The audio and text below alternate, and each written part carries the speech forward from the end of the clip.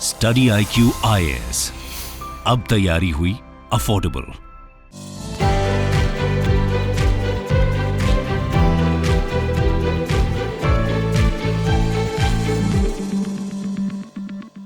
नमस्कार, मैं दिव्यांशी आप सभी का स्वागत करती हूँ स्टडी IQ पर। आज इस इंटरव्यू सेशन में हमारे साथ जुड़े हैं 66 PPSC में रैंक 347 हासिल करने वाले मुकुंद कुमार जी। बहुत बहुत बधाई और स्वागत है मुकुंद जी आपका स्टडी IQ पर। आपने आपका कठिन प्रयास का नतीजा है कि आज आप हमारे साथ जुड़े हैं और आपने BPSC जैसा बड़ा एग्जामिनेशन अपने चौथे प्रयास में उसको अकम्प्लिश कर लिया है। तो एक बार फिर ढेर सारी बधाई और स्वागत। धन्यवाद, थैंक यू। मुकुंद जी, सबसे पहले आपकी प्रतिक्रिया जानना चाहूंगी। जब इतने लंबे प्रयास के बाद, इतने लंबे सफर के बाद जब नतीजा आपके फेवर में होता है, क्या वो बिलीवेबल था कि फोर्थ अटेम्प्ट में आपने फाइनली वो मुकाम हासिल कर लिया है जिसकी आप तमन्ना रख रहे थे काफी टाइम से? जी हाँ, मैं अगर ऑनेस्टली कहूँ तो मुझे इसकी उम्मीद थी, क्योंकि इस बार मैंने पिछली अपनी 3 गलतियों से काफ़ी कुछ सीखा था और उसके बाद मैंने इस बार अच्छी मेहनत की थी। तो मुझे उम्मीद थी कि इस मेहनत का अंततः फल मिलना चाहिए। मुकुंद जी, आप जैसे बता रहे कि आपको पूरी तरीके से उम्मीद थी, थोड़ा सा मैं जानना चाहूंगी आपका बैकग्राउंड, अगर आप दर्शकों को उसके बारे में बता सकें। मैम, बैकग्राउंड की मैं बात करूँ तो मैं एक बहुत ही निम्न मध्यम वर्गीय परिवार से आता हूँ और हालाँकि शुरुआती मेरे जीवन की यात्रा काफ़ी कठिन रही है। काफ़ी विकट परिस्थितियों से जूझते हुए, क्योंकि पारिवारिक स्थिति उतनी अच्छी नहीं थी।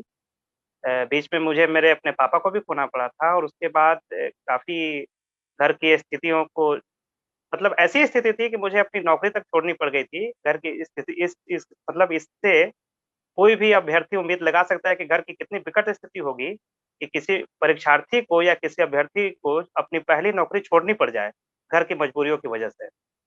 और उसके बाद भी मैंने लेकिन हार नहीं मानी और मुझे ये अपने ऊपर एक विश्वास था कि अच्छा, परिवार की वजह से मेरी एक नौकरी छूटी है, लेकिन मैं दूसरी नौकरी अवश्य पा लूँगा।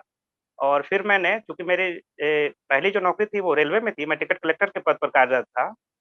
तो वहाँ से फिर मैंने जब बिहार की ओर या अपने घर की ओर जब मैंने प्रस्थान किया, तो एक ये था, मन में एक उत्साह थी, एक ललक था कि हाँ, मैं उसके बाद हालाँकि मेरी पढ़ाई छूटी थी, लेकिन फिर जब मैंने दोबारा पढ़ाई अपनी शुरू की, तो फिर मैं अब नतीजा फिर आपके सामने है।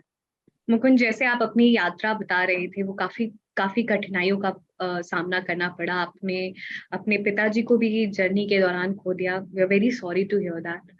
और नौकरी भी छोड़नी पड़ी। लेकिन क्या ऐसा जज्बा था कि जब तक होगा नहीं तब तक रुकूंगा नहीं? मैं इस संदर्भ में क्या कहूँ, लेकिन हाँ, एक ये चीज़ है कि ये जज़्बा भी मुझे कहीं न कहीं मुझे मेरे अपने पापा से ही मिला था, क्योंकि वो एक खुद फुटबॉलर रहे थे और एक फुटबॉलर होने के नाते, चूँकि आप जानती हैं कि जब तक मैच जीतो नहीं, तब तक ग्राउंड नहीं छोड़ना चाहिए। तो एक ये सीख थी उनकी, जो मुझे अंततः आज भी प्रेरित करती है और तैयारी के दौरान भी प्रेरित करती थी, कि जब तक जीतेंगे नहीं, तब तक फिर छोड़ने वाली तो बात ही नहीं थी। मुकुंद, कई पारिवारिक समस्या की वजह से आपको वापस अपने गांव आना पड़ा था, आपने नौकरी छोड़ दी। लेकिन कैसे उन कठिनाइयों का सामना किया, क्योंकि कई सारी जिम्मेदारी आप पर थी? एक मुझे ये था कि मैं एक ही वाक्य कहना चाहूँगा फिर से कि सॉरी मैम, मेरी माँ का ही फ़ोन आया था जिसके कारण से म्यूट हुआ है। और मैं बताना चाहूँगा कि सबसे बड़ा सहारा मेरी माँ ही थी इस जर्नी में, क्योंकि उनका मेरे ऊपर एक अटूट विश्वास था कि हाँ, यदि परिवार के कारण इसकी नौकरी गई है, तो ये अपने दम पर दूसरी नौकरी ले भी सकता है, और उन्हीं के सहारे मैंने इस जर्नी को काफ़ी आसान बना दिया था। सर, जैसे आपने बताया कि आपकी माता जी एक बहुत बड़ी स्तंभ रही हैं पूरे जर्नी के दौरान। लेकिन जब जर्नी थोड़ी लंबी हो, जैसे आपने बताया 4 अटेम्प्ट की जर्नी थी और 4 अटेम्प्ट तो ये खाली जर्नी के हो गए, एग्जामिनेशन साइकिल भी कई बार 2 साल का हो जाता है। जी, जी। कभी खुद पर डाउट किया कि छोड़ देते हैं, आ, कुछ और करते हैं?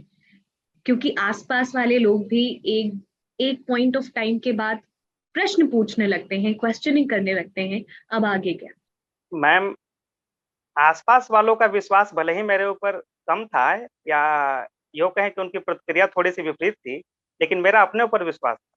मैं एक ही बात कहूँगा कि मेरा अपने ऊपर विश्वास था कि हाँ, अगर मैंने ठाना है तो पूरा भी मुझे ही करना है, और मैंने पूरा किया है। मुकुंद, जैसे आपने बताया कि दृढ़ निश्चय था कि एक जॉब अपने दम पे लेनी है और वो बड़ी जॉब होनी चाहिए, जैसे कि बीपीएससी जो भी ऑफर करते हैं, लेकिन क्या सोच के ये लक्ष्य तय किया? क्योंकि एक ड्राइविंग फोर्स, और अगर क्यों हम इस जर्नी में हैं, अगर वो क्लियर हो जाए तो शायद जर्नी में रहना आसान हो जाता है। जब शायद आपके साथ भी वो होगा, तभी आप 4 अटेम्प्ट तक इस जर्नी में रहे। जी, मुझे बस इसलिए क्लियर करना था चूँकि मेरे पापा की इच्छा थी कि उनका बेटा एक अधिकारी बने। और मैं चूँकि अपने घर में देख रहा था, चूँकि मेरे पापा भी गवर्नमेंट सर्विस में थे, हालाँकि वो 4th चतुर्थ कर्मचारी थे। बाद में उन्होंने लिपिक का पद भी ये ग्रहण किया था, लेकिन उस जर्नी से चूँकि पापा की जर्नी थी और उनकी इच्छा थी कि घर में, चूँकि वो स्वयं एक लिपिक के पद पर कार्यरत थे, क्लर्क के पद पर, तो उनकी इच्छा थी कि बेटा पदाधिकारी बने और उनके ड्रीम को बस मैंने पूरा किया है। और सोसाइटी के लिए तो करना है, तो वो तो सबको करना रहता है, वो तो सबकी ड्रीम होती है करने के लिए। मुकुंद, 4 अटेम्प्ट की जर्नी रही है, क्या सीखा और क्या रिफ्लेक्ट किया कि आज आप हमारे साथ हैं? क्योंकि हर अटेम्प्ट आपको कुछ ना कुछ बहुत बड़ा सिखाती है, और शायद यही जी। खासियत है बीपीएससी की। मैंने ये सीखा इस जर्नी में कि ये जर्नी अकेले पूरी नहीं हो सकती है। इस जर्नी में एक टीम होना चाहिए, आपके साथ कुछ आपके क्लोज़ फ्रेंड होने चाहिए। जैसे मेरे साथ भी शुरुआती जो मेरी जर्नी थी जिसमें मुझे असफलताएँ हाथ लगी, तो वहाँ एक सबसे बड़ी कमी इसी बात की थी कि मेरे साथ कोई ग्रुप नहीं था, मैं अकेले तैयारी कर रहा था। चौथी जर्नी में मेरे साथ मुझे काफ़ी अच्छा ग्रुप मिला। 3-4 दोस्त थे, 3-4 दोस्तों के साथ एक जर्नी शुरू की थी जिसमें कुछ सिलेक्टेड भी बीपीएससी में ऑलरेडी हैं, कुछ की काफ़ी अच्छी तैयारी है, उन लोगों ने इस बार भी इंटरव्यू दिया है और एक टीम के ज़रिए हम काम किया और टीम का ही परिणाम था। हम मुझे कुछ ऐसे गुरु भी मिल गए, बिहार सरकार में कार्यरत पूर्व, मतलब जो रिटायर्ड थे आईएएस अधिकारी, तो उनके साथ मुझे काम करने का, उनसे सीखने का मौका मिला और टीम के तहत काम करते हुए इस जर्नी को पाना काफ़ी आसान है। मैंने यही सीखा और मेरा मैसेज भी यही होगा। ग्रुप स्टडी पर आप एम्फेसिस डाल रहे हैं कि कभी किसी का कोई स्ट्रॉन्ग पॉइंट हो सकता है, आपका कुछ और हो सकता है, और शायद वो एक साथ सम्मिलित होके वो कलेक्टिवली स्ट्रॉन्ग पॉइंट बनता है। मुकुंद, जो लोग अभी प्रिपरेशन में आए हैं, जिनको बीपीएससी की तैयारी करनी है, उनको स्टेप बाय स्टेप कैसे आप बताएंगे कि वो कैसे शुरुआत कैसे कर सकते शुरुआत के लिए मैं यही कहूँगा कि सबसे पहले तो जो जैसा सब लोग बताते हैं कि 6th से लेकर 12th तक की एनसीईआरटी सबको पढ़नी होती है, क्योंकि बेसिक चीज़ों की जानकारी वहाँ से हमें मिल जाती है। उसके बाद जो स्टैंडर्ड बुक्स हैं, उन्हें पढ़ें। अब उसी दौरान अपने ऑप्शनल भी डिसाइड कर लें कि मुझे क्या ऑप्शनल रखना है। हालाँकि कुछ का ये होता है कि जो स्नातक में उन्होंने जो पढ़ा है, उसी को आगे कैरी करें। जैसे मैंने किया था, मेरा चूँकि हिंदी साहित्य ऑप्शनल यहाँ भी था और मैंने ग्रेजुएशन भी हिंदी साहित्य से किया था, तो मैंने उसी को कैरी किया यहाँ। कुछ लोग उसमें डिसाइड कर सकते हैं कि हिस्ट्री, पॉलिटी जिसमें जिनकी जो रुचि हो उसको ऑप्शनल ले लें। और शुरुआत में 2-3 महीने, हालाँकि सब लोग कहते हैं कि पहले मेंस पढ़िए, लेकिन मेरा मानना है कि सबसे पहले प्री के लिहाज से 2-3 महीने देने चाहिए। क्योंकि खुद का कॉन्फिडेंस होना बहुत ज़रूरी है। जब आप कोई सेट बनाएँगे, प्रैक्टिस सेट, और उसमें यदि आपके नंबर 70, 80, 90 नहीं आ रहे हों, तो कॉन्फिडेंस लूज़ होने लगता है। ऐसा तो नहीं है कि हम कोई चीज़ पढ़ेंगे और जाके कहीं मेंस का आंसर राइटिंग लिखना शुरू कर दें दूसरे-तीसरे महीने में। वो इतनी आसानी से नहीं संभव है। लेकिन दूसरे-तीसरे महीनों में 90 नंबर तक जाया जा सकता है, 150 नंबर में। तो उससे कॉन्फिडेंस आएगा और जब कॉन्फिडेंस आ जाएगा, तो फिर कोई भी कैंडिडेट चाहे किसी भी परिस्थिति में हो, कर ही लेगा। कॉन्फिडेंस बहुत ज़रूरी है इसमें। हैं? तो आपके ख्याल से पहले अगर आप प्रिपरेशन शुरू कर रहे हैं, तो 3 से 4 महीना आप प्रीलिम्स को दें, बेसिक क्लियर जी, करें और शायद वो आपका कॉन्फिडेंस बिल्डअप करे। मुकुंद, बिल्कुल। बेसिक सब्जेक्ट्स को किस तरीके से पढ़ना? हम कहते तो हैं कि बेसिक ही बेस है, बट उसी में शायद मात खा जाते हैं, हमें लगता है ये तो बहुत बेसिक है। तो शायद बिल बेसिक का जो साइक्लिक गेम है, उसको कैसे जीतना है, अगर आप उसको बता सकें।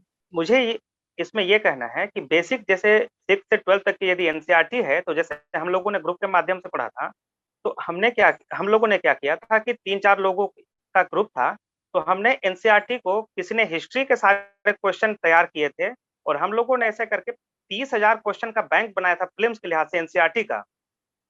30,000 क्वेश्चन हमने 6 से लेकर 12 की एनसीईआरटी से खुद 4 लोगों ने मिलके बनाए थे, 5 लोगों ने। और मुकुंद, अभी उसके आपने ज़रिए एक हम बात लोगों ने, मेंशन की, 3 से 4 लोगों ने मिलकर 30,000 का क्वेश्चन बैंक बनाया था। तो ये जी, क्वेश्चन बैंक बिल्कुल। बनाने वाली क्या बात है?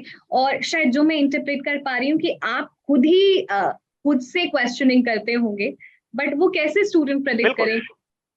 प्रेडिक्ट करना मैम बेहद आसान है, क्योंकि यदि हम प्रीवियस ईयर के क्वेश्चन देखें और प्रीवियस ईयर के क्वेश्चन के हिसाब से पता लगता है कि एनसीईआरटी में किस चैप्टर से या उस चैप्टर में कहाँ से क्वेश्चन पूछे जा रहे हैं, तो उसके आधार पर हम प्रीलिम्स के लिहाज से क्वेश्चन उससे निकाल सकते हैं। तो यदि 25 से 30 हजार क्वेश्चन का बैंक हमारे पास हो जाए एनसीईआरटी का, तो फिर कोई भी ऐसा एग्जाम नहीं है, बीपीएससी हो या यूपीएससी हो, कि क्वेश्चन उससे ना आए।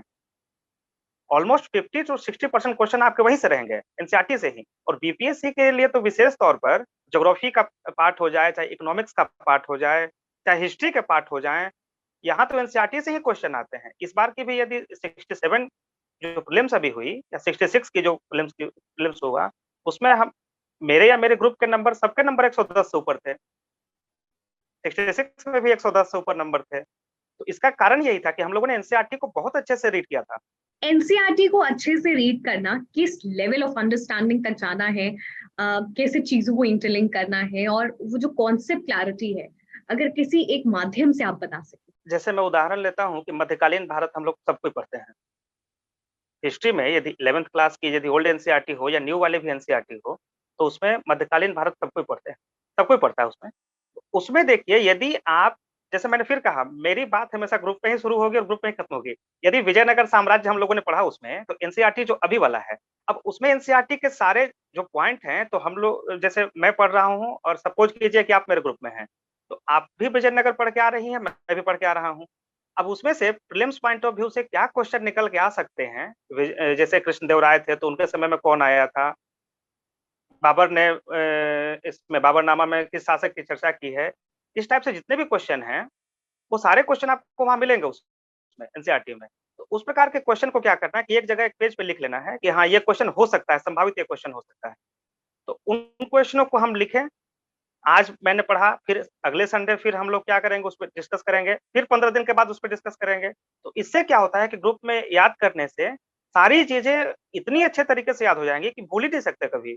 तो ग्रुप स्टडीज पे आप फोकस डाल रहे हैं, और आपको अंडरस्टैंडिंग बहुत अच्छी होनी चाहिए आपके बेसिक बुक, जैसे एनसीईआरटी है, तो बहुत ही अच्छी अंडरस्टैंडिंग आपकी होनी चाहिए। एक बात इसमें और ऐड कर दे रहा हूँ कि यदि किसी की अंडरस्टैंडिंग नहीं भी अच्छी हो, सपोज कीजिए यदि हिस्ट्री आप और मैं पढ़ रहे हों और मेरी अंडरस्टैंडिंग उतनी अच्छी नहीं है, लेकिन सपोज कीजिए कि विजयनगर पर ही आपकी अंडरस्टैंडिंग अच्छी है, तो आप मुझे इतने अच्छे तरीके से, चूंकि एक स्टूडेंट दूसरे स्टूडेंट को जितने अच्छे तरीके से समझा देता है, तो ये बहुत फायदेमंद हो जाता है ग्रुप के माध्यम से पढ़ने में या समझने में। सो आई थिंक मुकुंद, बहुत ही इंपॉर्टेंट सजेशन और की पॉइंट्स पर आपने सभी को बताया। स्टडी आईक्यू किस तरीके से आपकी जर्नी में साथ रहा है?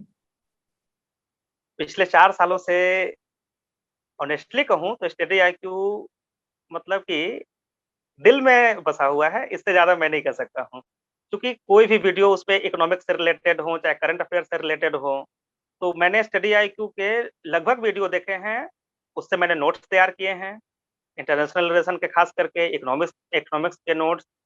तो इन सारी चीज़ों के नोट्स मैंने स्टडी आईक्यू से तैयार किए हैं और उसका फ़ायदा भी है, फ़ायदा मिला है। आई थिंक मुकुंद, बहुत ही दिल को छू जाने वाली बात आपने पूरी टीम के लिए कही कि स्टडी आईक्यू दिल में बसा है, and we are very glad to help you in the success of your journey.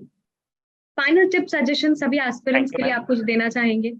Final tip suggestion मैं यही देना चाहूँगा कि अपने ऊपर विश्वास रखिए, क्योंकि आप हैं, आप ही कर सकते हैं।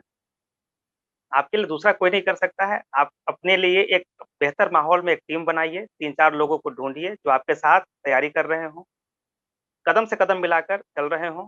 क्योंकि मैंने अपने ग्रुप से यही सीखा कि प्रीलिम्स से लेके मेंस तक, मैम मैं ये एक बात कहना चाहूँगा कि इंटरव्यू के दिन भी संयोग ऐसा था कि मेरे चारों ग्रुप का इंटरव्यू भी एक ही दिन था, सेम डे। तो ये बहुत बड़ी बात थी। ग्रुप का कितना बड़ा देखिए फ़ायदा था। प्रीलिम्स हम लोगों ने साथ किया, मेंस साथ किया, इंटरव्यू साथ किया और सिलेक्टेड भी हम लोग हैं। तो बहुत बड़ी बात थी। सो आई थिंक मुकुंद, ये बहुत बड़ी बात है, और शायद डेस्टिनी कुछ ऐसा प्लान कर रही थी कि आप लोग साथ में प्रिपेयर करें, साथ ही में आपका चयन हो और साथ ही सर्विस ज्वाइन करें। तो आप सभी को ढेर सारी बधाई। Very glad to hear that you have studied together and you are going to join your service together. Congratulations to each and everybody in your team. Thank you Mukund for joining us. पूरी team की तरफ से ढेर सारी शुभकामनाएं। We wish you good health, good luck. Thank you. Study IQ IAS, अब तैयारी हुई अफोर्डेबल।